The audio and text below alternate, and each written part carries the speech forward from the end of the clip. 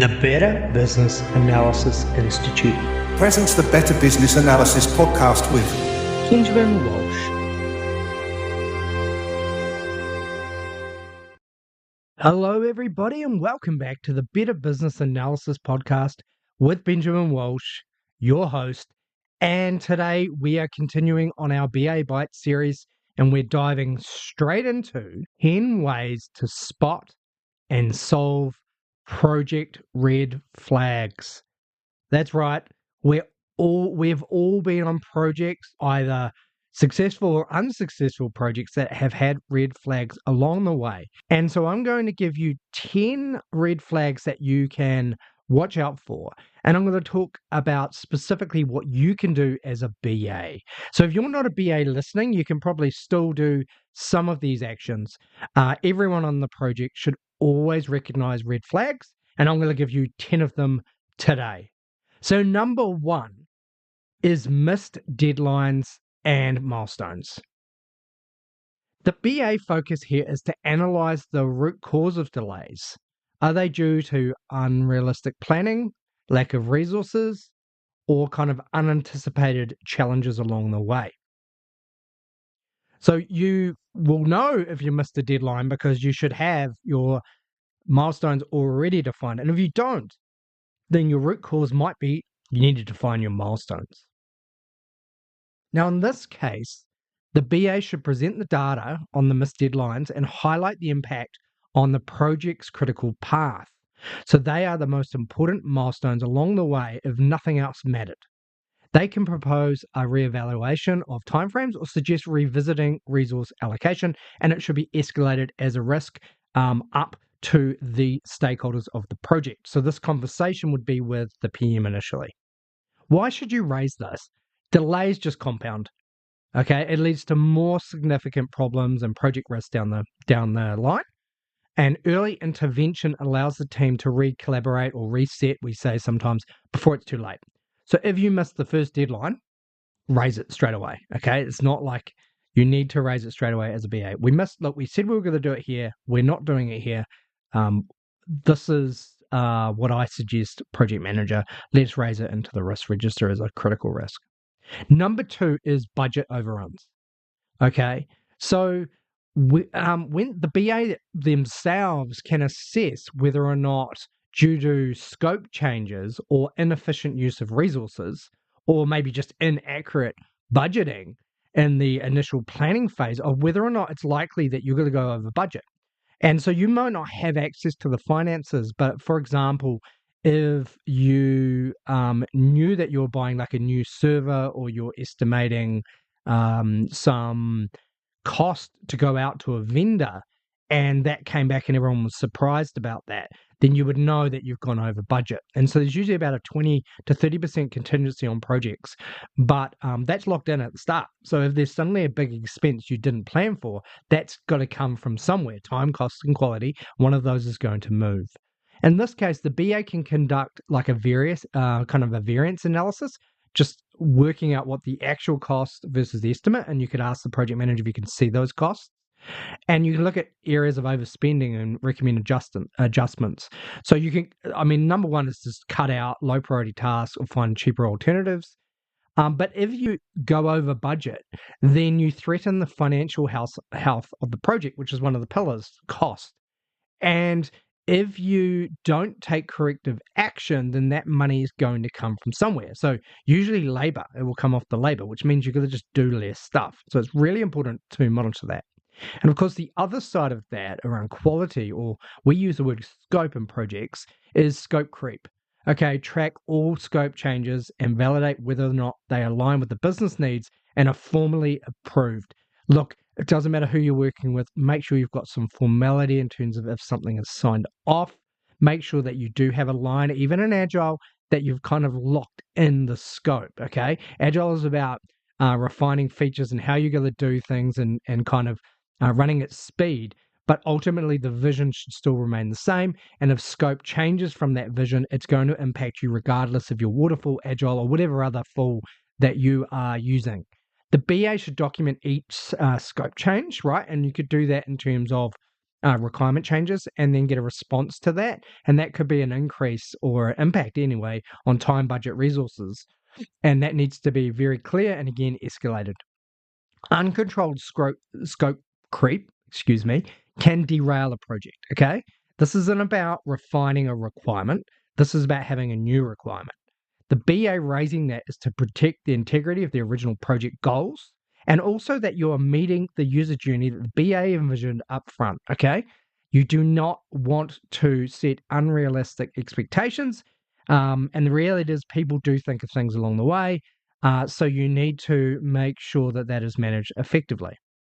The other one, which is really important, which is more around EQ, which we talked about last week, is low team morale. The BA is a cross-functional role and they can observe and see signs of burnout. Usually colds is a big sign. People get sick if it's more than a couple of people and it's not just a cold. And people getting sick and again, disengagement, frustration, people acting out of character. They're usually doing that because they're overworked. Okay, they have lack of clarity or poor leadership. The BA can informally gather that feedback from the team, understand their concerns, advocate for them, right, around workload distribution. And you should talk to your program project manager about that. Low team morale affects productivity and the quality of deliverables and ultimately mental health. And it's just not good enough. No one should, quote unquote, get so upset about these deliverables when you're on a project. The BA raising it ensures that the team dynamics are addressed. And without the team dynamics working, the engine working appropriately and not sputtering or having engine failure, you're just not going to be able to deliver anyway. Number 5 is poor communication. We talk about communication again, and I am happy every time I do it because it's a reminder. Monitor communication channels and identify whether key information is getting lost or delayed, leading to misalignment. I had that this week. The BA can recommend structured communication methods like a one-page decision doc, right? Or a RACI, but you're actually a practical RACI where you're actually allocating and communicating to everyone that wants to know. Status updates, clear reporting lines, effective documentation. They're also important. Poor communication can lead to misunderstandings and costly mistakes. The BA raising it is a really good person to raise it. They promote clarity. They ensure that information flows properly between all parties. And actually, you can, even if it's not your area of the project, you can actually help here by putting a structured process in place for communication. This is terrible. Communication means a whole lot of things. It's like an onion, right? You unpeel it, and one of them could be just slow getting decisions. One could be a project manager not knowing how to deal with a difficult stakeholder, so they wait a week. And all of that have impacts in terms of time and effort and cost and quality. Number 6 is around increased defects, so the amount of bugs, really, or test cases that fail, or quality issues. So BAs can identify patterns and quality issues, and that could be from the fact that you, as a BA, haven't done a really good job or enough of a job in terms of requirement solicitation. It could be around the development slack, and that could be, again, a gap between BA and developer, or it could be a gap between developer and tester, or it could be a testing gap. The BA can review the kind of defect backlog or the test backlog and, with the bugs in it, and participate in triaging those and making sure that the QA team, the testing team, and the development team are focusing on the root cause there. It could be something that's technical debt related. You're building on a problem that already existed. But obviously building on top of that, it would be really important to kind of raise that these frequent defects indicate a deeper issue in the development process. Or there's something around your requirements. You're not getting feedback before devs start, so they're like building something that doesn't align with your requirements. So you can definitely help when it comes to quality issues, even though that's usually you would think owned by the tester. You as a BA play very, very closely with a tester. Number 7 is around stakeholder dissatisfaction. You can gauge stakeholder feedback and check whether their expectations are being aligned as you have regular progress meetings with them and deliverables. So the BA can facilitate regular stakeholder reviews, gather informal and informal feedback, and they can test along the way. And that's what you should be doing. So one test is not just about the product testing and going, oh, does this look good? But one might just be testing your requirements, like going to them with a list of your requirements, saying, are you sure these are right? And checking it again. Anything changed? If stakeholders are dissatisfied, and it's usually a gap between what they thought they were getting and what they get, the project may lose support or fail to meet its objectives. There will be a trust gap between the project and the stakeholders. And ultimately, BAs are really good at managing that relationship and ensuring that there's continued alignment with business goals. That's actually your job. So if you go through and things are just not aligning, so you've done the requirements, you've started dev, and things you're starting to output, and you should have done like regular demos. When I say demos, the product might not be there. It could just be a mock-up back to the stakeholder, and they're like, well, it's not really what I wanted. That's the time to intervene, okay? Number 8 is around unclear roles and responsibilities. We talked about RACI before, but I think the BA is really clear, or usually they hear about it, when the team members are unclear about their responsibilities, leading to confusion or duplicated efforts.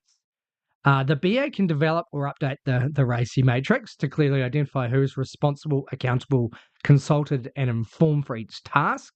Now, that can be a bit administrative and just add bureaucracy here. I think it's just really just like who's responsible for testing, who's responsible for UAT is an interesting question. So you can just do it once. Who is it? Who's your real SME? Who needs to sign this off? Is it a committee? Committees never work, by the way. So you need an accountable product owner. So if you don't have clear responsibilities and roles, that leads to inefficiencies and frustrations. The BA raising this ensures there's smoother collaboration and accountability both within the team and outside. So you need this RACI in the team and you need it out the team. I see this all the time. I would say, is up there as one of the number one underlying reasons that project fail. Okay. Number 9, which is kind of, if you like, an amalgamation of all those things we just talked about, is poor risk management. Okay, all of those things we talked about, if they're happening, a risk should be logged, okay, along with a suggested mitigation. So if you are not reviewing the risk log at least once a week, okay, with the team, and they're not properly tracked or mitigated, then you have a problem. The BA should proactively engage in risk identification and management, ensuring they are logged, assessed, mitigated. Okay, that could lead to a risk workshop, right? And a risk review. All those risks, especially if they're high, and I would say all of them in the appendix, so the high ones maybe in your PowerPoint, and then all of them in the appendix should be provided to project governance. If risks are ignored, they materialize into actual issues and probably significant problems, to be honest. Issues sound small, but we're actually talking about problems here. You raising them allows the project to adapt and prepare for those project challenges that you have along the way. And at the end of the day, if risks aren't mitigated, the project is in jeopardy. And number 10 is what we talked about a little. It's closely related to scope, but it's slightly different. And that is frequent change requests. So a lot of project managers go, right, I'm fine. I'm going to protect the initial scope. But what I'm going to do is when a change comes through, I'm just going to raise a change request. So I get the money and resources I need. So I'm going to go through that formal channel.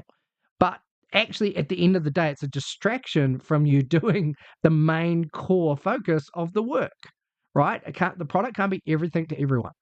So if there are change requests which are being driven by changing business needs or unclear requirements or external factors, the BA probably knows.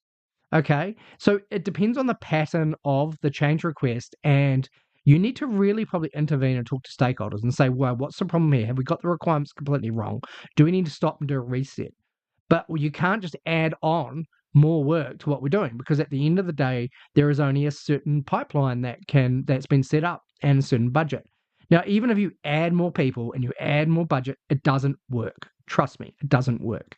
The BA raising this, that there are frequent change requests, making sure that the project is focused on the goal, the actual vision of the project, and ensures that changes are only made if something that is critical, basically, if it's not met, you don't meet the objectives, is truly necessary.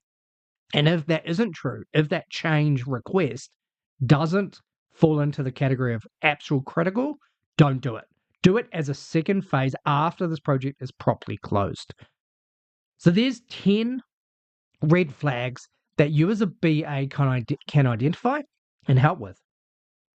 And if you can spot and solve these project red flags, your project is in a much better state of delivering on time, within cost, within budget, with great quality, and can actually mean that you've got a happier project team.